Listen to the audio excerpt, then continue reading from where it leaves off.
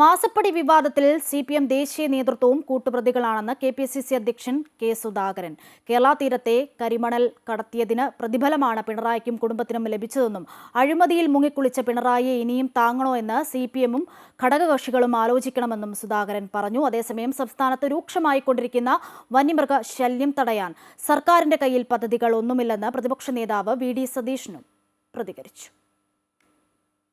മാസപ്പടി പണത്തിൻ്റെ വിഹിതം CPM ദേശീയ നേതൃത്വത്തിനും ലഭിച്ചിട്ടുണ്ട്. പിണറായിക്കൊപ്പം CPM ദേശീയ നേതാക്കളും അഴിമതിയിൽ കൂട്ടുപ്രതികളാണെന്നും കേരള തീരത്തെ കരിമണൽ കടത്തി നൽകിയതിനുള്ള പ്രതിഫലമാണ് പിണറായിക്കും കുടുംബത്തിനും ലഭിക്കുന്നതെന്നും KPCC അധ്യക്ഷൻ കെ സുധാകരൻ പറഞ്ഞു. കേരളത്തിന്റെ കരയും കടലും കവർന്നതിന് പിണറായിക്ക് കിട്ടിയ പണത്തിന്റെ വലിയൊരളവ് ദേശീയ തലത്തിലേക്ക് മാറ്റിയിട്ടുണ്ട്. അഖിലേന്ത്യാ പാർട്ടിയുടെ സാമ്പത്തിക പ്രയാസങ്ങൾ മിക്കവാറും പരിഹരിക്കുന്നത് കേരളത്തിന്റെ ഘടകമാണ്, പിണറായി വിജയനാണ് എന്നത് ഒരു യാഥാർത്ഥ്യമാണ്. എല്ലാവർക്കും അത് അറിയാവുന്നതാണ്.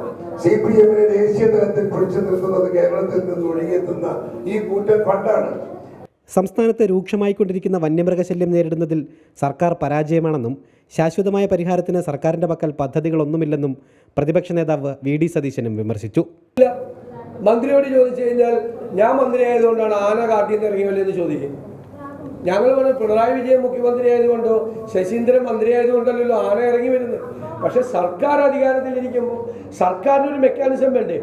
എന്താ പദ്ധതി എന്ന് വെച്ചാൽ ഒരു പരിപാടിയില്ല, ഒരു പദ്ധതിയില്ല. പിന്നെ നഷ്ടപരിഹാരം കൊടുക്കില്ല. കൃത്യമായിട്ട് 7000 പേർക്ക് നഷ്ടപരിഹാരം കൊടുക്കാനുണ്ട്. പാലക്കാട് ജില്ലയിൽ UDF സമരാജ്ഞിയുമായി ബന്ധപ്പെട്ട് മാധ്യമങ്ങളോട് പ്രതികരിക്കുകയായിരുന്നു ഇരു നേതാക്കളും.